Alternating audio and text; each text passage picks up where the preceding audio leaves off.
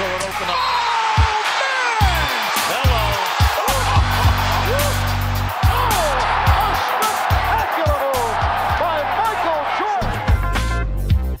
Messieurs, parlons, alors on va pas parler de cette année à Charlotte, cette seule et unique année où il termine à 9,5 points après la blessure, etc. L'important dans cette période-là où on commence à se rapprocher de ce qu'on connaît, c'était très récemment.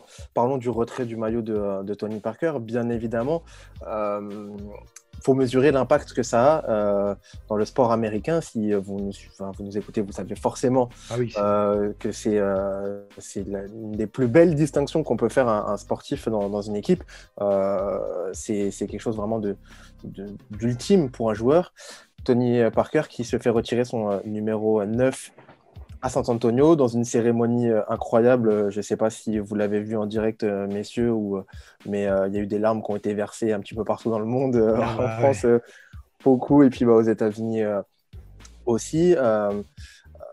Tony Parker qui se fait du coup retirer son numéro 9. Antoine, toi, cette cérémonie-là, et même sur l'impact, on va un petit peu conclure là-dessus, sur l'impact de TP aux Spurs.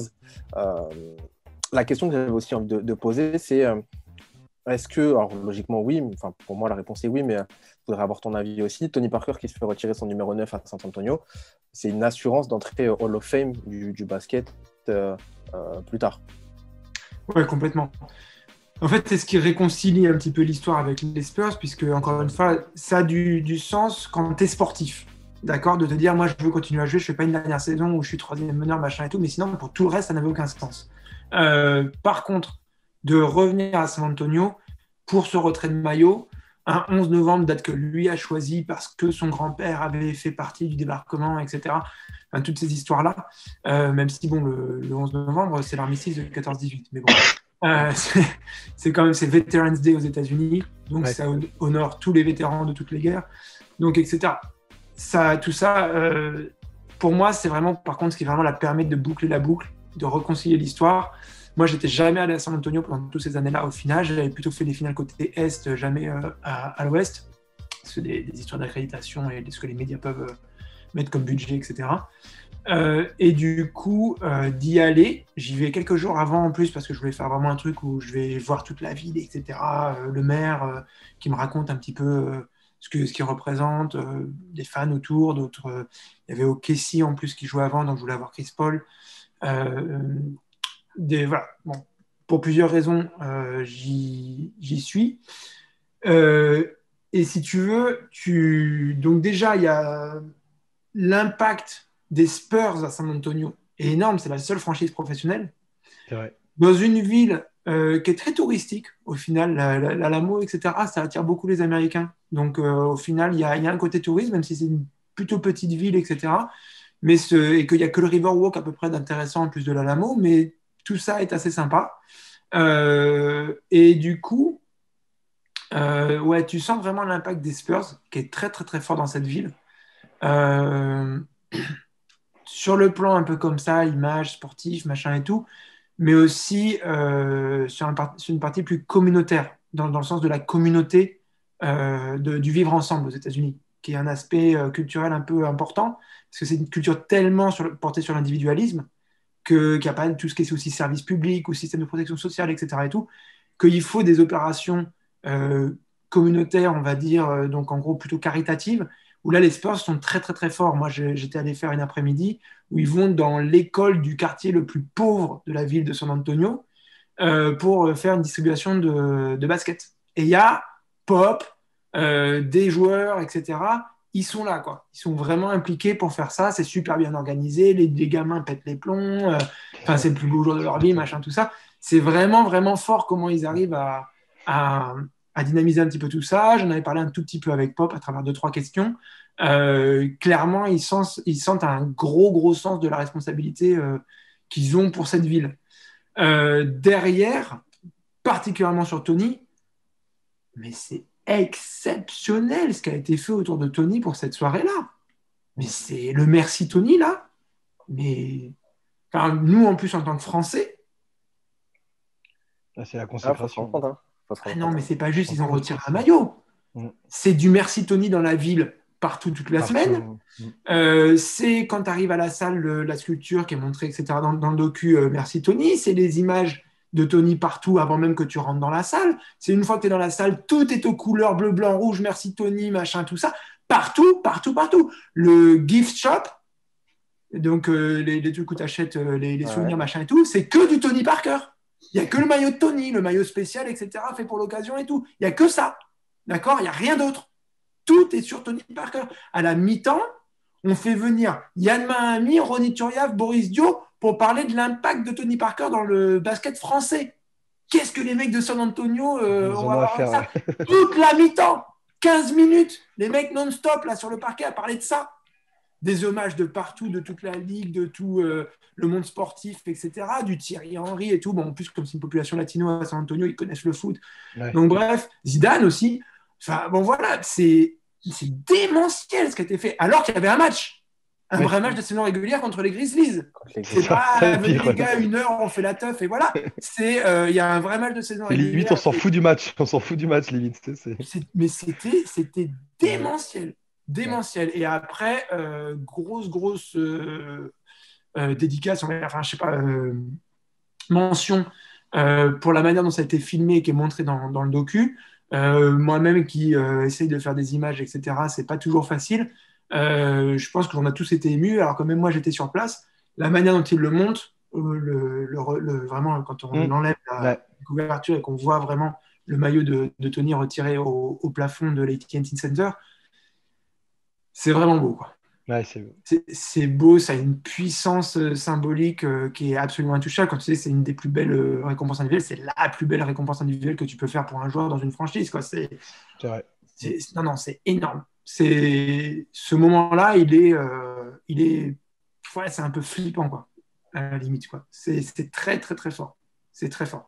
C'est parce que moi, j'aime les histoires, quoi, si tu veux, quoi. Voir un match, quelqu'un qui gagne un titre, etc. et tout, c'est très fort sur le plan sportif, mais sur l'aspect purement narratif, ce moment-là, t'es en suspens, quoi. T'es vraiment en suspens. Parce que tu touches plus à le côté de l'humanité, etc., que le pur sportif, on a gagné un match et on a gagné un titre, quoi. Tu vois. Surtout quand après 2013, tu te rends compte que ça peut se jouer à pas grand-chose, un shoot de Ray Allen qui rentre pas et on n'a pas la même histoire. Donc, et je vais corriger d'ailleurs, puisque les Brown James avaient quand même gagné une finale en 2012, mais bon, ils avaient dépucelé les Thunder, c'était pas tout à fait la même chose, quoi. Mais bref. Non, vraiment très, très, très, très, très fort ce moment-là. J'espère qu'on s'en rend compte, vu de France, ce que ça représente. C'était très fort. Très, très, très, très fort. Et n'hésitez pas, si vous ne l'avez pas vu, à le revoir, parce qu'il y a beaucoup de choses intéressantes même qui se sont dites, tu l'as dit, hein, Antoine, qui se sont dites là-bas. Théo, est-ce que tu veux ajouter quelque chose ou Ouais, pas, moi, pour avoir regardé la cérémonie en direct, je pense ce qui m'a aussi énormément touché, c'est l'impact de Tony Parker humainement sur Greg Popovich, Tim Duncan, Manu Ginobili, tous ces grands joueurs, ces grands noms du basket mondial. Tony Parker a eu un impact qui était plus que sportif. Comme je l'avais dit au début de l'émission, il a presque tissé une relation de père et de fils avec Greg Popovich. Et Manu et Tim, c'est presque devenu des frères pour lui. Parce que les Spurs sont depuis toujours une franchise très familiale qui est en adéquation avec ce que racontait Antoine sur la ville, où c'est la communauté des Spurs, on est dans le groupe des Spurs, on est très proches tous les uns des autres. C'est un fonctionnement encore très familial, loin notamment des Strass et des Payet d'autres franchises, comme par exemple les Lakers, ou ce genre de franchise-là. Et Tony, en fait, et même l'impact qu'il a eu en tout court sur la ville de San Antonio, c'est vrai que ce que disait Antoine, je pense que ça devait être impressionnant à vivre, de venir quelques jours avant le match et de voir du Tony Parker partout, merci Tony, machin, etc. Et en fait, à ce moment-là, même un joueur comme Kobe qui dit ouais, j'ai essayé de le détester toute ma vie, mais j'ai jamais réussi. C'est la phrase. Humainement, Tony Parker, je pense que c'est impressionnant et à vivre et à rencontrer. Et je pense qu'on ne se rend pas compte de l'impact qu'il a eu sur la ville de San Antonio, sur la franchise, sur les joueurs avec qui il a joué, sur Pop, sur les joueurs qu'il a affrontés même, et sur la ligue en général. Alors que c'était pas évident, parce que tu te dis, le franchise player historique, c'est Tim Duncan. Ouais. Le mec avec qui il y a la partie affective, c'est Ginobili parce qu'il est latino et que San Antonio est une ville très latino. Et en fait, Tony est vraiment... c'est le Big Three, les Spurs. Mais après, c'est ce S'il n'y qui a pas Tony, il n'y a pas ce Big Three. Et donc, du coup, l'impact dans le relationnel avec les fans et la ville, il reste excessivement fort, quoi. Il est quand même au niveau maximum, même si c'est pas... ouais. C'est ce qui est bien montré dans le documentaire, c'est que le fait qu'il ait une personnalité qui est à l'inverse de Tim Duncan, plus excentrique, avec un ton un peu plus chaud, à montrer un peu plus ce qu'il pense et son envie et à sourire et à Ouais. machin, alors que Tim Duncan, le mec, c'est une porte de prison, hein. En termes d'émotion, il a tout mis dans une clé USB, Ouais. il s'est rangé dans un C'est tiroir. comme Kawhi Leonard. C'est Ouais, comme voilà. Kawhi Leonard, c'est une porte de C'est- prison. c'est Bah des- ça, c'est vrai que dans le reportage, c'est intéressant, l'aspect justement où Tony a amené à ça aux Spurs et à toute l'équipe ce côté un peu plus, voilà, pas showman, mais voilà, le fait Funky, un qu'effectivement, côté un Eva peu funky. Longoria, tout ça, voilà, le côté un peu funky. C'est aussi pour ça que la franchise, on a eu les projecteurs, on a eu tout ça. Et puis l'autre truc que disait Antoine, c'est effectivement San Antonio, on oublie souvent, mais il n'y a que la NBA. Ils n'ont pas de franchise comment ça s'appelle, de NFL, ni de hockey, ni de baseball. Donc c'est vrai qu'il n'y a que de la Deuxième NBA. division, Ouais, deuxième ouais, division. Ouais. Ligue Mais mineure de hockey. c'est ça, mais sinon, c'est que de la NBA. Donc, c'est vrai que l'engouement est énorme. Et effectivement, la cérémonie, comme l'a dit Yoni, si ceux qui ne l'ont pas vu, regardez parce que c'est des grands moments, des grandes déclarations, que ce soit de Ginobili, Pop ou autre. Un Tony qui est très, très ému et on peut comprendre que ça ne devait pas être simple voilà, de tenir, comme son émotion d'ailleurs, dans le documentaire où il reçoit la médaille là, à Lyon. J'avais rarement vu aussi ému sur une cérémonie qui paraissait anodine au premier plan, mais il était très ému. Et moi, là-dessus, sur ce documentaire, ce qui me fait marrer quand il y a le lever de maillot, c'est que pendant ces quelques secondes, je me dis, je repense à sa phrase quand il dit à Boris Dio, on était dans notre chambre, on était en junior, et on se disait, si un jour on arrive à gagner une bague, ou si un jour on arrive à faire ça, et là, tu vois, des années après, il est là, il a son maillot qui est retiré, c'est ouf, c'est ouf. L'histoire, comme tu dis, Antoine, elle est incroyable, quoi. C'est ça qui est... Même jouer en NBA. Oui, même sur NBA déjà, c'était leur rêve déjà, jouer en NBA. D'ailleurs, C'est Boris ne va pas en NBA s'il n'y a pas un Tony Parker qui lui dit si, Oui. c'est probable et qu'il y va en premier, quoi. C'est vrai. Boris ne pense pas à jouer en NBA. Ouais, c'est vrai. Même Boris Dio, hein, Oui, qui est une qui légende était très fort, très jeune. à 12-13 Ah ouais, ans il était de la monstrueux. région bordelaise et après au niveau national. Il Les était mecs très qui fort. disaient ce type, c'est exceptionnel talent. Lui ne pense pas qu'il va jouer en NBA. Ouais. Donc, Donc, ouais, c'est vrai. ce qu'a fait Tony, c'est exceptionnel. Et maintenant, malheureusement, des fois, on a un peu l'effet inverse, quoi. C'est qu'on a des joueurs qui ne sont pas au niveau NBA, mais qui s'y voient et qui veulent y aller, qui s'accrochent Ouais. par tous les moyens, etc. Et bon, il faut un petit peu faire gaffe à ça. Mais c'est qu'un petit effet négatif par rapport à tout le positif qui a été apporté. C'est ce que je disais quand je voulais dire dans le chat là, qu'il a un peu cramé des cerveaux au niveau des fans. Hein, Tony, quand même, ce qu'il nous a fait toucher au niveau NBA vu de France, c'est quand même fort, même si on sait qu'en France, on préfère regarder les Bleus et que là, ça a été plus compliqué. Ouais. Mais c'est le seul ombre au tableau, quoi. On va dire un petit peu, même s'il y a un titre. On va en parler. voilà. Mm. Mais au niveau sur l'impact sur le monde sportif, en général, en plus même du basket, sur le monde sportif, la France qui gagne, enfin. Parce que certes, on a eu 98 et 2000, etc. Mais dans les années 2000, justement, derrière, qui est-ce qui va gagner? Bah, c'est Tony, quoi. Mm. Cette France qui gagne, c'est lui. Ouais. Donc, non, c'est fort. C'est très, très fort. Et on va parler de l'équipe de France, messieurs, tout de suite dans cette dernière partie quand même. Il y a quand même des choses à dire, effectivement. Tony Parker qui termine, du coup, on a parlé de toute sa carrière NBA, qui termine, on disait, le fait qu'il soit en NBA, c'est un petit peu fou. Il termine sa carrière NBA quadruple champion en 2003, 2005, 2007 et 2014. MVP des finales en 2007, 3 All-Second Team de la NBA, une fois dans la All-Third Team. Voilà, 6 fois All-Star pour Tony Parker et le premier Français à être sélectionné au All-Star Game et le premier Français champion NBA. On est avec le numéro 9, bien évidemment, retiré à San Antonio, comme on l'a dit, ce qui n'est pas rien et qui a lancé un petit peu cette mode des Français, justement, qui veulent se lancer à l'assaut de la NBA. On reste sur une référence en la matière. Messieurs, si vous le voulez bien, on a beaucoup parlé. J'espère que ça vous intéresse quand même et on va forcément parler de Tony Parker en équipe de France dans la dernière partie de cette émission spéciale de Time Out. Pas sur les pick and roll, on les laisse shooter à 3 points. On va pas au rebond. Ils nous agressent, on peut même pas mettre la balle en jeu. Faut qu'on joue plus physique que ça. La Slovénie, on a joué physique. Là, on joue pas physique, là. Ils nous dominent parce qu'ils pensent qu'on est de la merde. Et ça se voit dans leur visage. Ils nous prennent pour de la merde. Et on va terminer cette émission spéciale, ce hors-série spéciale sur Tony Parker. On a parlé de toute sa carrière NBA, comme je vous l'ai dit. Parlons, messieurs, maintenant de sa carrière en équipe de France. Antoine l'a un petit peu mentionné. Lucas le disait un petit peu, que c'était un petit peu la seule ombre au tableau, cette carrière en équipe de France. Alors, il a quand même un joli palmarès avec l'équipe de France, notamment ce titre de champion d'Europe en junior en 2000 qui a un petit peu lancé sa carrière en bleu et qui l'a montré aussi aux yeux pas du grand public, mais au moins aux yeux du public connaisseur de basket. Et puis après, c'était un petit peu plus compliqué. Alors, on va essayer de résumer un petit peu tout ça et d'en parler un peu mieux. Mais c'est vrai qu'il y a des jolies médailles. Je pense à la médaille de bronze au championnat d'Europe en 2005. La plus belle, peut-être, ça sera la médaille d'or au championnat d'Europe du coup en 2013. Entre les deux, il y a une médaille d'argent en 2011 au championnat d'Europe toujours. Ouais.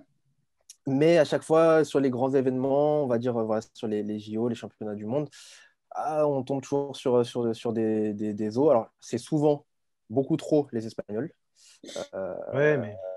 Et puis, on tape une génération de ouf, hein, les Espagnols. Hein. Oui, bien sûr. Ah, bien c'est sûr. pour ça. Gasol, les gars.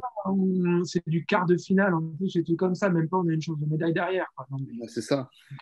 Horrible. Et comment vous, Théo, tiens, commençons par toi, cette carrière un peu en équipe de France, qu'est-ce que tu retiens? On va pas parler que du négatif non plus, aussi parlons du positif, mais voilà. Globalement, toi, comment, à froid là, tu analyses un peu cette carrière en équipe de France et pour Tony Parker, on parlera un peu de l'impact que ça a eu après, mais voilà, au moins cette carrière pour l'instant, qu'est-ce que tes premières réactions? Bah, moi, Tony Parker, c'est vrai que comme l'ont très bien dit Antoine et Lucas, c'est le gros. Ça a été en tout cas pendant un très long moment de sa carrière le gros point noir, et surtout pour lui-même, parce que il avait envie de gagner ce titre pour la France, alors que ses parents ne sont ni l'un ni l'autre français, qu'il est né en Belgique, mais la France reste son pays, c'est le pays qui l'a éduqué, c'est le pays qui a fait de lui l'homme qu'il est devenu. Et je pense qu'il avait envie de gagner un titre pour la France. Il a mis du temps à réussir, hein, il a mis énormément de temps à réussir. Il l'a fait après peut-être l'un de ses plus gros échecs en NBA, et ce shoot de Ray Allen, bah, derrière, c'est là où il arrive enfin à aller chercher sa plus belle médaille en EDF. Mais moi, pour revenir sur le reportage, j'étais un peu déçu qu'il n'y ait pas les images de son fameux discours de la mi-temps. J'ai J'étais pas un peu... compris. Vraiment. C'est vraiment dommage parce que... Tu le trouves sur YouTube gratuit, mais tu n'arrives pas à les avoir pour le docu. J'étais un peu déçu aussi. J'avais envie Ouais, de les entendre. honnêtement, c'est la Ouais. petite ombre au tableau aussi de ce documentaire, c'est que franchement, c'est quelque chose que tous les fans de basket ont vu, notamment tous les fans français de basket ont vu ces images de Tony. Et, Allez, les gars, allez. La veille, les gars. Franchement, on joue comme si on avait peur. Moi, je parle pas de l'attaque. Hein. Moi, c'est la défense. On dit des trucs qu'il faut faire, on sort pas sur les pick and roll, on les laisse shooter à 3 points. On va pas au rebond. Ils nous agressent, on peut même pas mettre la balle en jeu. Faut qu'on joue plus physique que ça. La Slovénie, on a joué physique. Là, on joue pas physique, là. Ils nous dominent parce qu'ils pensent qu'on est de la merde. Et ça se voit dans leur visage. Ils nous prennent pour de la merde. Donc, qu'est-ce qu'on... Je m'en fous ce qui arrive en deuxième mi-temps. Même si on perd, au moins on joue avec notre fierté. Et on joue dur. Après, on perd, c'est pas grave, c'est la vie. Mais moi, je préfère perdre en se battant. Pas comme ça, là. Là, on se fait défoncer, là. et je pense que c'est une des images qui résume le mieux la passion de Tony Parker pour le basket et pour la France aussi. Et la fierté qu'il peut avoir à porter ce maillot. Mais il y a le...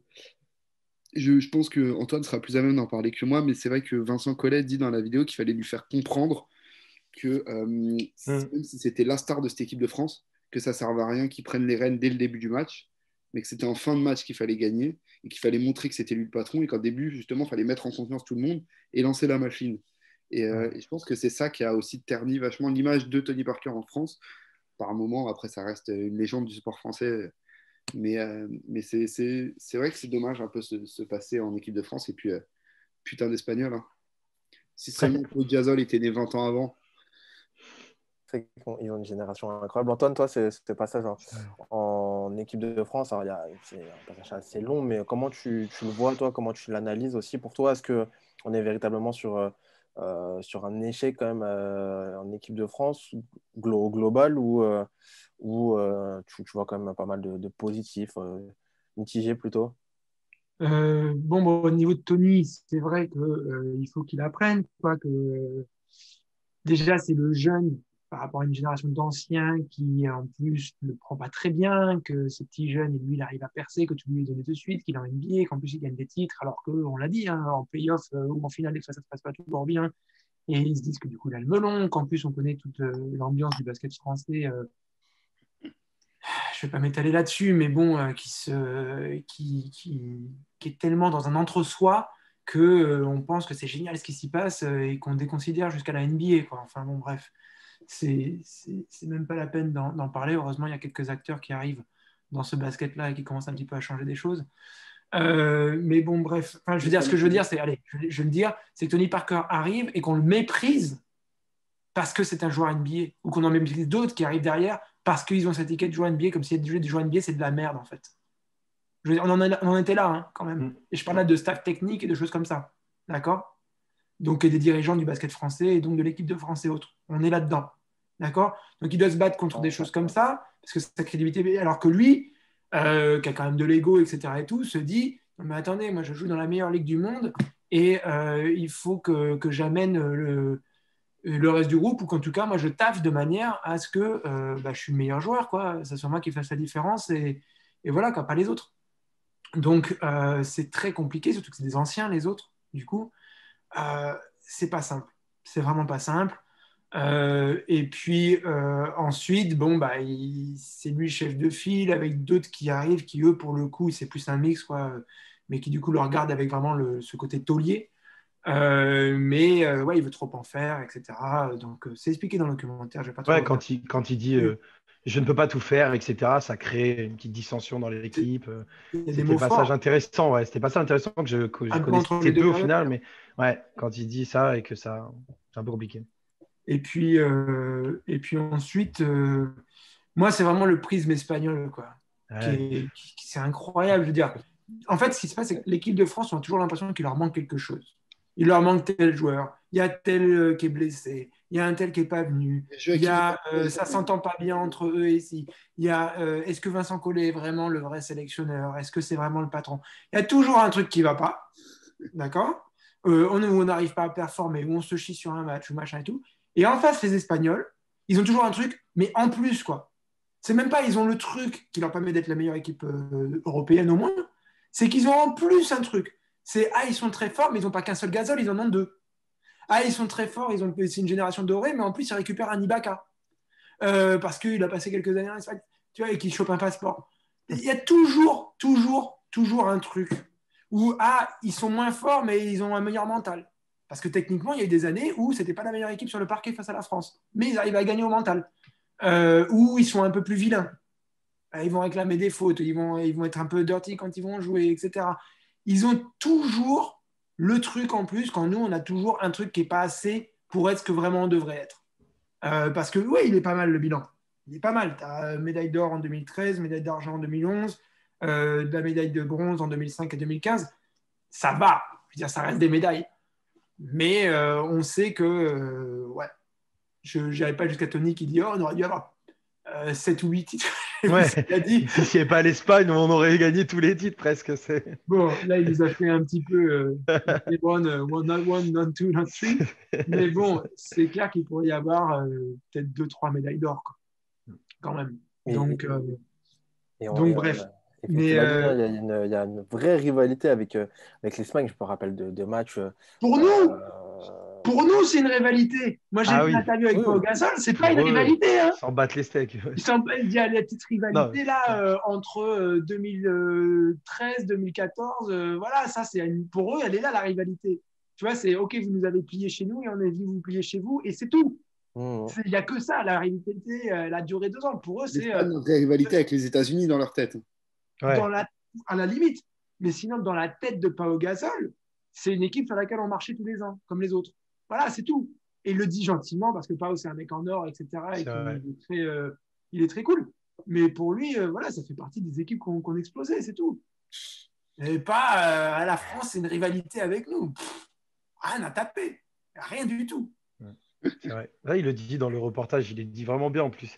Il dit, mais je peux comprendre la frustration des Français à chaque fois parce qu'on les battait à chaque fois. Et c'est vrai qu'on a fait une sorte de complexe d'infériorité contre eux, on n'y arrive pas jusqu'à ce fameux discours à la mi-temps où Tipeee, il dit, bon, il y a un moment, il y en a marre, ça fait des années qu'on se fait plier par les Espagnols, il y a un moment, on va sur le T1 et on leur fait mal. Et c'est aussi ça, il nous manquait toujours ce petit supplément d'âme dans les matchs, ce petit truc qui fait que ça basculait toujours dans l'autre sens. Et après, moi, je me suis quand même interrogé, je me suis dit, est-ce que c'est vraiment que ça qui a fait que Tony n'a pas pu réussir autant avec la France? Je me suis questionné, je me suis dit, est-ce que c'est vraiment que cette génération espagnole qui nous a bloqués, ou est-ce qu'à des moments, il n'a peut-être pas su faire jouer l'équipe de France autant qu'il aurait voulu? Voilà, je me suis posé la question, quoi. Après, moi, je dirais pas que c'est un point noir vraiment, parce que déjà, quand tu te mets de côté les Jeux Olympiques et les Championnats du Monde, parce qu'il y a les Américains ou même d'autres nations, hein, et que tu as du mal à atteindre ce niveau qu'ils ont, bon, c'est voilà, et que tu joues principalement que les Championnats d'Europe, on va pas se mentir, c'est pas un point noir non plus, parce qu'il y a des belles médailles. Mais c'est vrai que j'ai l'impression que Tony, il n'a pas pu faire jouer l'équipe de France comme il aurait voulu au final, vraiment. Il n'a pas pu être complètement libéré. On sent qu'il y a toujours eu peut-être ce côté-là dans sa carrière où il est un petit peu déçu de ne pas avoir peut-être pas fait plus lui individuellement, mais de ne pas avoir apporté un peu plus globalement, tu vois. Voilà, on le sent. Et à la fois, je me suis dit, s'il n'y avait pas que l'Espagne qui rentrait en jeu, il y avait peut-être une histoire de jeu, de génération aussi, de personnes qui n'étaient pas aussi réceptifs à ces discours hein, aussi. Hein. Non, mais après, Voilà, au début, c'était plus compliqué. la, Hein la génération sur le papier, c'est l'une des oui. plus belles qu'ait eu l'équipe de France. Ah oui, Notamment ça à un c'est certain sûr. moment, à Ouais, partir de l'avènement de Joachim Noah et de Nicolas c'est ça. Batum au début des annes 2010, normalement, tu peux quand même Nando De aligner, Colo, tu peux quand même aligner un 5 majeur. En gros, Tony bien sûr. Parker, Nando De Colo, Batum, Dio et Noah. Ce qui fait quand même l'un des meilleurs 5 majeurs mondiaux. Après, Après, Noah, il a peu joué en équipe de France quand même, Noah. Qui? Il n'a pas joué tout le temps, Noah, en équipe de France, je Ah me non, il est souviens. jamais Il, venu. il- Ouais, il est jamais venu, c'est ça. Donc, parce Il n'a qu'il pas a- voulu. il est venu pour cette médaille d'argent en Lituanie, Ouais, ouais. voilà, c'est ça. pour faire plaisir à sa grand-mère, et un peu à son père. Un peu. Est-ce que, pour conclure un petit peu, est-ce que c'est aussi, alors on a parlé de ces médailles, etc., mais du coup, il y a pas mal d'échecs aussi. Est-ce que c'est ce qui est aussi dans les têtes des gens en France, notamment sur le grand public, participer au fait que, alors oui, Tony Parker est un grand joueur de basket, mais les gens, le grand public ne regarde pas forcément la NBA, ne regarde pas les finales NBA, ou va lire l'équipe et va voir, OK, il y a un Français qui est champion. Le grand public va surtout regarder les résultats en équipe de France. Et ces échecs, peut-être, ont participé au fait que on doute un petit peu de l'hégémonie de Tony Parker dans le basket français. Est-ce que vous pensez que ça a joué ou pas? Théo, Bien je te sûr. vois hocher la tête. Ouais, ça a joué un peu. Après, en même temps, j'étais en train de me dire dans ma tête, j'étais en train de refaire la carrière de Tony et je me dis quand même que son plus gros échec, ça reste son album. Mais, C'est vrai. On mais, a presque passé une émission sans en parler. non, parce que je suis en train de me dire, mais au final, je suis en train de penser comment le grand public, le grand public au sens le plus large du terme de Ouais, grand public, comment il voit Tony Parker. Et en fait, je suis en train mm. de me dire qu'il le voit comme un rappeur ex-Deva Longoria, quoi. Et ça me fait mal. Ça me fait mal de penser. Ouais, mais bon, quand il est Là, sorti j'ai avec trop Eva de stress, Longoria, je veux dire que nous, on était tous à dire, mais quel maestro. Enfin, je veux dire, c'est Eva Longoria, monsieur, quand même, s'il vous plaît. Moi, je dis d'ailleurs, échec, c'est qu'il n'ait pas fait un enfant. Hein, sinon, franchement, c'est magnifique. Excuse-moi, mais pour moi, c'est un échec aussi. Non, non, mais pour revenir à Ouais, c'est vrai. TDF, je pense, en fait, le problème, c'est que en fait, les belles médailles de Tony, c'est pas non plus les compétitions les plus regardées par Mm, le grand public. Les championnats d'Europe, c'est pas la compétition qui vend le plus du rêve. c'est ça. Même le championnat du monde, on a bien vu l'été dernier, les gens ont commencé à regarder les championnats du monde une fois qu'on avait battu les Américains. C'est ça. Donc, ils nous ont vu perdre, en gros, contre l'Argentine. C'est ça, ils nous ont vu perdre. Ils nous ont vu prendre une sauce par Campazzo et les Argentins. Et en gros, ça Ah, s'est putain, passé comme ça. Campazzo. Mais le grand public suit beaucoup les Jeux Olympiques. Et les Jeux Olympiques, on n'a jamais réussi à avoir une équipe complète aux Jeux Olympiques. On a, comme l'a très bien dit Antoine, on a toujours l'impression qu'il nous manquait quelque chose. Oh, Joachim Noah ne veut pas venir pour la 14e fois d'affilée. Il a dit non à l'équipe de France. Oh, il y a quelqu'un qui a mal, qui a un bobo au pied, machin, truc. Oh, lui, il n'est pas au niveau en ce moment, machin, etc. Et du coup, aux Jeux Olympiques, il n'a jamais réussi à mener cette équipe vers une médaille olympique, ce qui aurait été, je pense, son plus bel exploit en équipe de France. Et je pense que c'est ce qui reste beaucoup aussi dans la tête des gens. C'est qu'aux Jeux Olympiques, on s'est fait plier par les Espagnols. Et c'est ce qui reste dans la tête des gens. 2 fois quart de finaliste en 2012 à Londres et en 2016 c'est ça le pire, c'est qu'à chaque fois ils nous tapent avant quand même on ait une chance d'aller chercher. Ouais, qu'on ait une chance. Parce que les Français, ça les dérange pas si tu reviens avec une médaille d'argent, une médaille de bronze. Tu vois, tu feras quand même la tournée des plateaux télé. Et quand ils la faisaient, comme c'est des joueurs beaucoup NBA, qui sont énormément formés au protocole média, puisqu'on a accès dans les vestiaires avant le match, après le match, aux entraînements aussi. C'est pas des mecs comme des footballeurs qui passent en conférence de presse et qui n'ont pas envie, ou qui sortent du vestiaire avec le casque sur les oreilles, qui peut-être s'arrêtent à la zone mixte derrière des barrières pour parler 3-4 questions à des journalistes. C'est des mecs qui sont formés à vraiment parler, etc. Et tout. À chaque fois, leurs plateaux télévisés sont somptueux. Quand ils viennent, voilà, moi j'ai même certains qui sont pas les mieux au micro, genre Rudy Gobert qui est pas top au micro, franchement, il fait le taf, mais c'est pas scintillant. Moi, je me rappelle de gens qui n'en ont rien à faire du basket dans ma famille, qui me disaient putain, vos basketteurs, ils sont géniaux en fait, quoi. C'est vraiment des bons gars, ils s'expriment bien, ils ont l'air intelligents, tout ça. Enfin, voilà, quoi. C'était, certes, peut-être que les mecs ne regardent pas les matchs, mais au moins, quand ils gagnent 2-3 médailles par-ci, par-là, et qu'après, ils font des bons plateaux, et qu'ils passent à l'Élysée et tout ça, ça irait pour le basket français, ça. Mais bon, ça n'a pas fait rêver autant que ça aurait pu faire rêver, c'est sûr.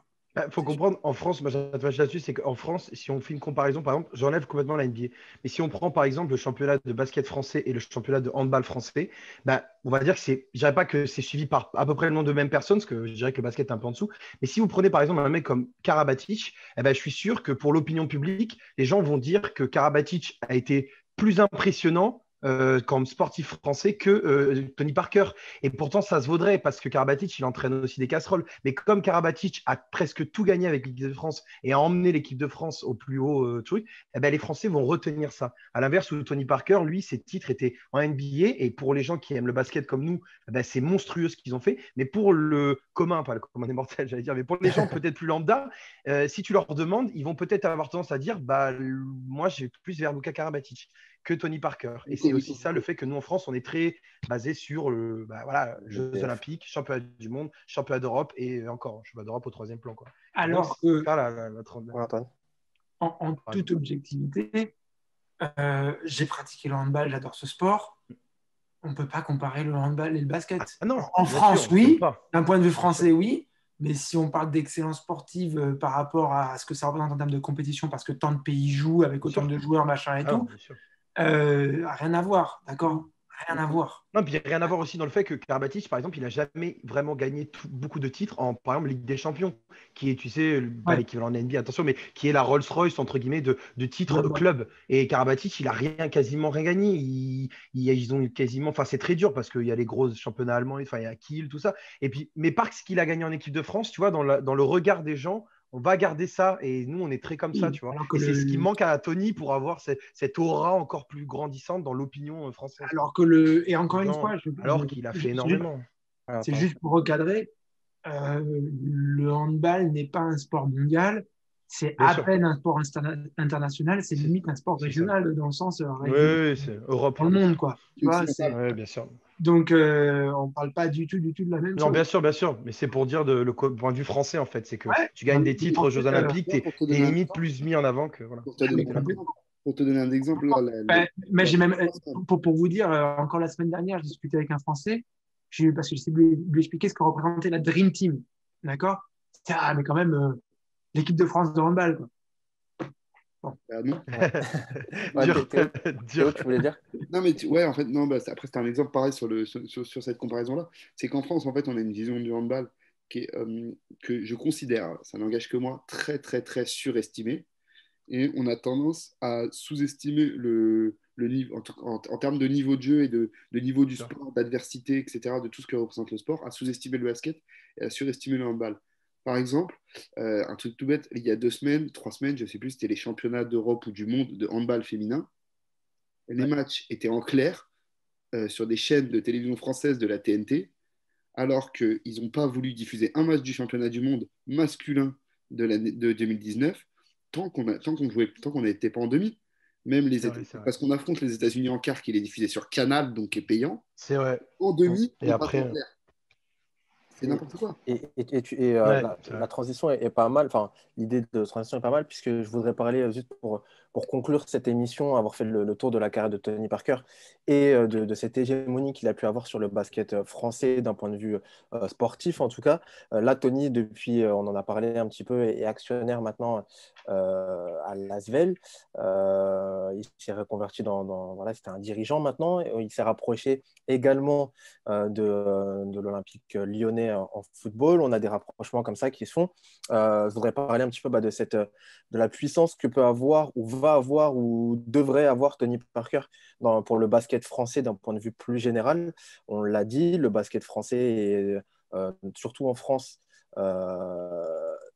et a du mal encore à s'imposer véritablement. On l'a vu là, le championnat français qui a été racheté à la toute dernière seconde pour pas grand-chose, qui a du mal à trouver des diffuseurs, etc.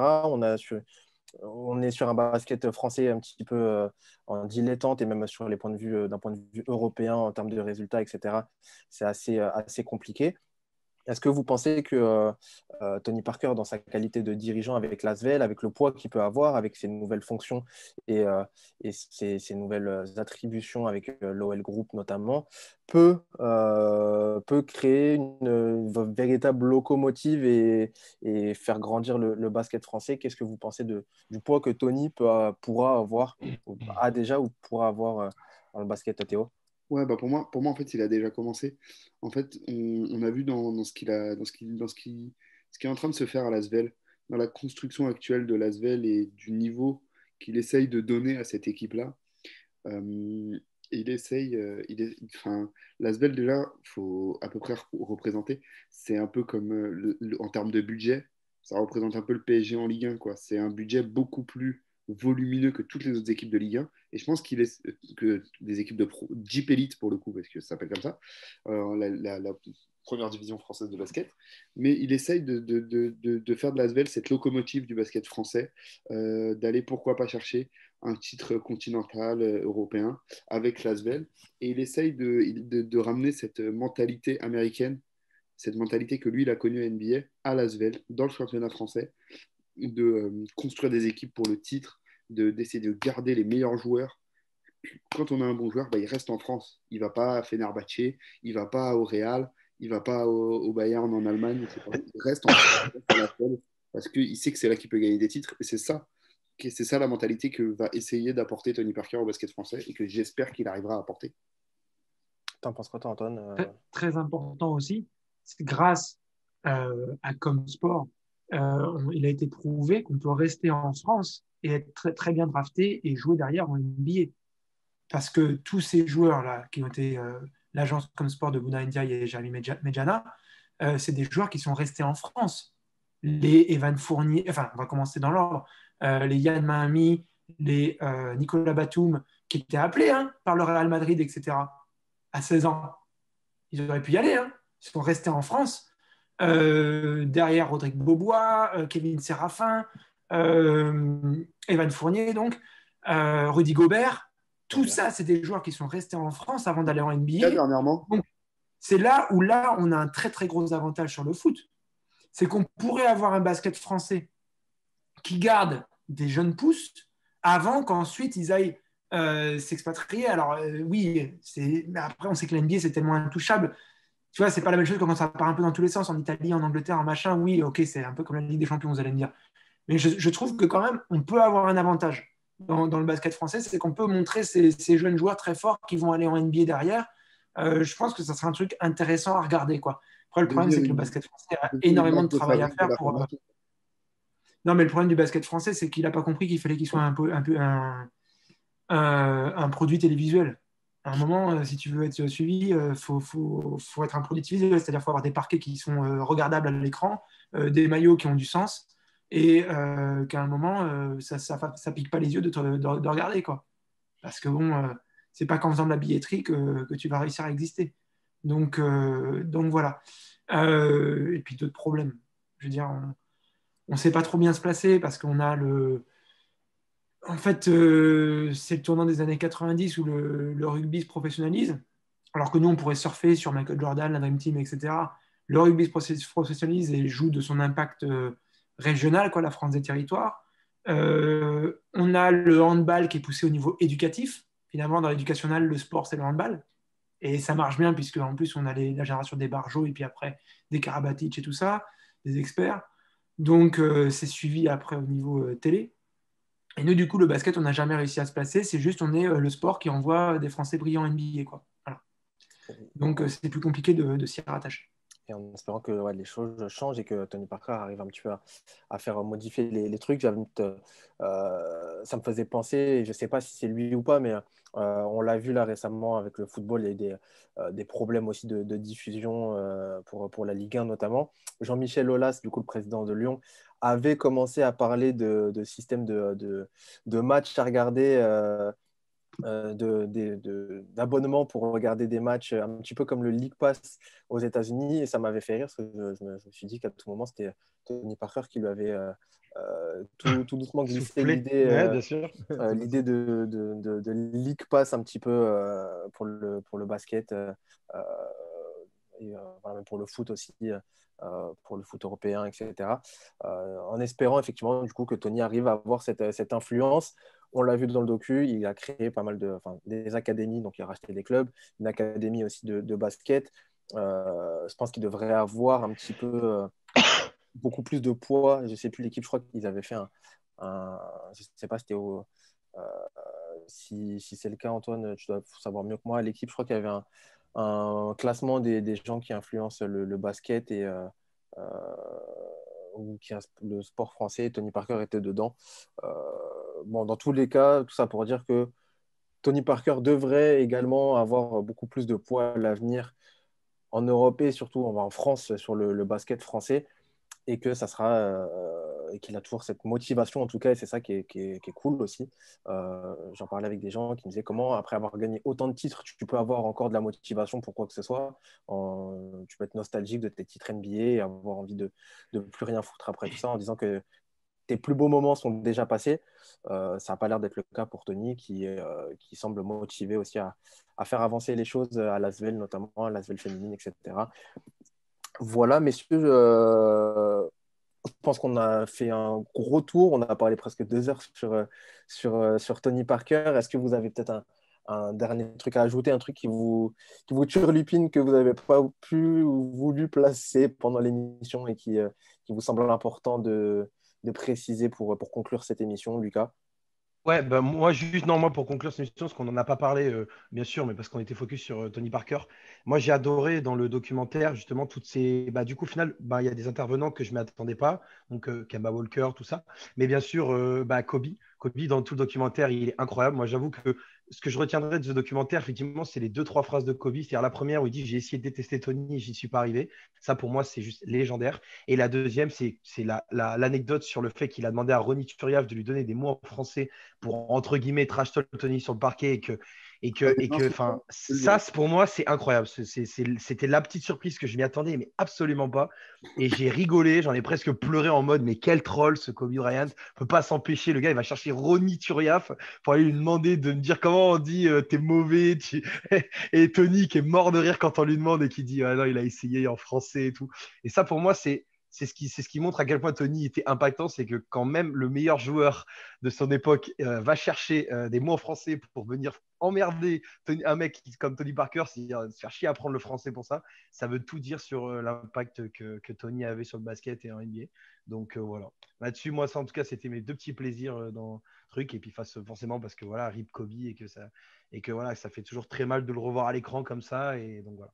Mais c'était un vrai plaisir dans le documentaire et c'était ma petite conclusion sur le docu que je voulais placer. Qui est très bon et qu'on vous invite à aller voir. Tu fais bien. Théo, un petit mot, toi aussi, pour conclure cette émission, un petit truc qui te reste sur le cœur. Euh, non, le seul. Merci Théo. Non, non, non, mais je suis en train de réfléchir parce que non, j'avais une blague, mais elle est vraiment trop, trop nulle. Donc ouais, je vais la garder pour moi. Mais non, le seul truc que j'ai envie de dire, c'est remercier Tony pour tout ce qu'il a fait pour le basket français. C'est au-delà de ce qu'il a fait personnellement, de ce qu'il a fait pour la NBA, etc. C'est que je pense qu'aujourd'hui, notamment sur Twitter et notamment en France entière, on a de plus en plus de supporters de basket, qu'on a cette communauté présente sur les réseaux sociaux, qu'on peut faire des émissions comme celle-là. C'est grâce à Tony Parker. Donc, on ne peut que le remercier. Et, après, j'aimerais bien justement avoir l'avis d'Antoine là-dessus. C'est est-ce qu'avant l'arrivée de Tony Parker, il y avait déjà énorme. Enfin, t'as vu une différence de correspondants, de journalistes présents là-bas pour les événements, notamment NBA, avant l'arrivée de Tony Parker ou pas du tout? Ou ça change pas grand-chose? Je suis pas si vieux que ça quand même, hein. Moi, Dans les pour années une fois, 70, comment c'était? je pose la première fois les pieds aux États-Unis fin 2007 au milieu de mes études. Après, je l'ai fini en France et je Non, mais fais peut-être qu'on aller-retour. a entendu J'ai depuis réussi à créer ou une quoi. position professionnelle ici. Mais c'est clair qu'en fait, oui, ce qui s'est passé, c'est que c'est des deux côtés de l'Atlantique. Parce qu'il y a Tony Parker, déjà parce qu'il y a 90, etc., Jordan, etc., qui font que le basket français, enfin le basket en France prend une autre aura. Ce qui a joué aussi dans le fait que le basket n'a pas complètement percé dans l'imaginaire, c'est que très vite ça devient un sport urbain de banlieue. D'accord? On n'est pas vu comme le sport des bons petits Français blancs, d'accord? Qui jouent assis à ça, machin. Il y a un côté aussi comme ça, hein, qui pèse. Bref, je ne vais pas rentrer dans d'autres trucs, mais le basket quand même existe grâce à Tony Parker dans l'après Jordan en France, mais reste un sport de niche parce qu'en fait au niveau couverture média, dans les médias traditionnalistes, ce que j'entends moi à chaque fois, c'est ah mais oui c'est à chaque fois il y a des mecs dans les rédactions etc qui aiment la NBA et tout, mais ça ne suit pas au niveau du public. Pourquoi? Parce que le public sur le basket en France, qui était déjà un public de niche parce qu'il fallait avoir l'abonnement à Canal, machin et tout, ensuite s'est retrouvé à aller, quand il y a eu l'avènement d'Internet, sur des sites spécialistes parce que les médias traditionnalistes du basket en France n'ont pas pris le coche. D'accord? Donc même les médias spécialistes sur le basket n'ont pas pris le coche d'Internet. Donc après, on est des basket USA, etc., qui sont devenus des trucs spécialistes de niche aussi, qu'on trustait l'audience basket, qui du coup est une audience de passionnés, etc., qui veut aller au fond des choses et qui reste comme ça sur des sites hyper spécialistes qui pullulent et qui ont des chiffres très bons. Basket USA est classé dans les tout meilleurs sites sportifs, tous sports confondus en France et même voire tous les sites en général. On sait qu'il y a un engouement autour du basket, mais il n'est juste pas bien relayé au niveau médiatique parce qu'il n'a pas bien été capté par les médias traditionnalistes, qu'ils soient d'ailleurs spécialistes ou pas spécialistes basket à la base. Et donc, c'est pour ça qu'il y a plein de blogs et plein de podcasts et de tout ça, c'est qu'il y a un gros intérêt, mais qu'il n'a pas été canalisé, qu'il n'a pas été concentré sur quelque chose d'un peu comme ça, unifiant. Et donc, pour ta question précise, du coup, on s'est retrouvé beaucoup à venir ici pour des raisons d'études ou autres ou machin, et à se dire, bah, en fait, avec tous ces trucs spécialistes, etc., on peut proposer de faire des papiers. Alors, des fois, c'est du bénévolat, des fois, c'est des piges ou autres. Mais moi, ce qui m'a vraiment motivé, c'est que j'ai vu qu'il y avait un magazine, BAM, Basket News America, peut-être que certains ne l'ont pas connu, mais sur les années 2005-2010, en gros, avait des vrais correspondants ici, et donc des mecs qui nous racontent des histoires depuis ici. Parce que j'enlève rien au fait d'être passionné de basket depuis la France et de NBA depuis la France, etc. Très bien. Mais il y a un moment, si vraiment on veut en faire un métier, si on veut en parler, si on veut raconter des histoires qui se passent il faut y être. D'accord? Il faut l'avoir vécu, il faut l'avoir vu, il faut continuer à le vivre comme ça tous les jours. Et ce n'est pas facile. Parce qu'encore une fois, les médias qui peuvent t'embaucher, etc. et tout, ont tendance à ne pas le faire parce qu'ils n'y croient pas. Ils n'y croient pas parce qu'ils ne voient pas une audience qui se tourne vers eux. Voilà. Donc, mais il y en a eu beaucoup. Là, c'est une année de pandémie, donc il y en a moins. Mais ouais, moi, je fais partie de cette génération où d'un coup, tu as des mecs qui débarquent pour faire ça ou qui le font en plus d'autres choses, d'études ou de premiers jobs aux États-Unis ou d'un stage aux États-Unis ou de trucs comme ça, quoi. Donc, je vais en citer quelques-uns. C'est les Benjamin Adler, Melvin Carsanti, Emmanuel Laurin du côté de Basket USA. Des gars comme Gaëtan Scherer qui est venu en stage. Moi, j'avais fait un stage où j'avais bossé avec BAM. Il l'a fait après, puis ensuite, il a bossé avec l'équipe. Maintenant, on ne le voit plus trop sur le basket parce qu'il est très bon, donc il l'a envoyé sur le vélo. Maxime Mallet de l'équipe qui est venu en correspondant permanent ici, là pour le coup, ça a aidé, c'est un autre profil, là c'est vraiment sur du journalisme professionnel. Du côté de Basket Info, donc il y a eu des Arthur Ozar, Jean Bidot, etc., des mecs qui faisaient des interviews de vestiaire, des trucs comme ça. Voilà, il y a eu plusieurs personnes comme ça qui l'ont fait. Mais pour s'installer, essayer d'en vivre ou d'en faire le plus régulièrement possible, etc., c'est jamais facile, c'est très compliqué, ce fameux parcours du combattant, etc. C'est pas évident. Et puis donc, du coup, voilà. Mais ça a pullulé et c'est grâce à Tony. C'est grâce à Tony parce qu'il nous a cramé des cerveaux en France et que du coup, il y en a qui ont eu des envies d'États-Unis.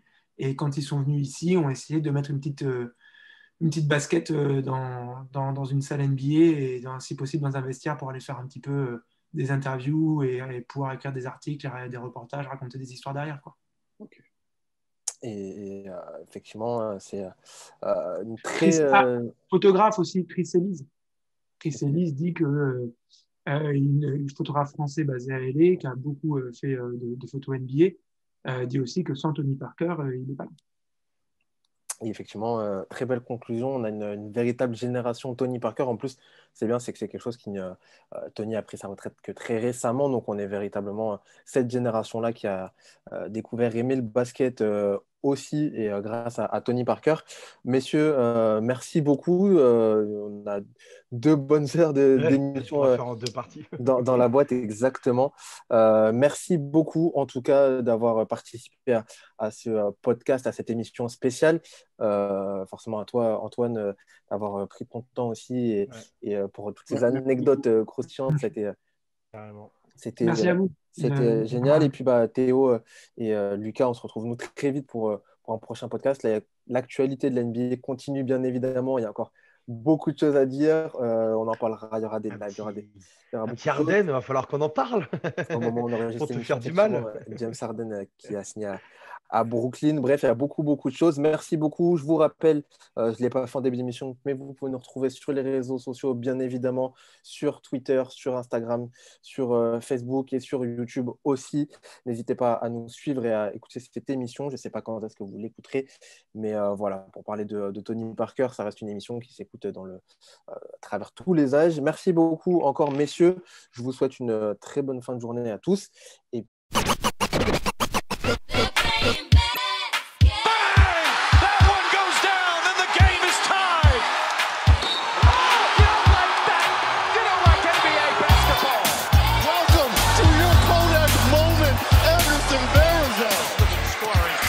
also an open up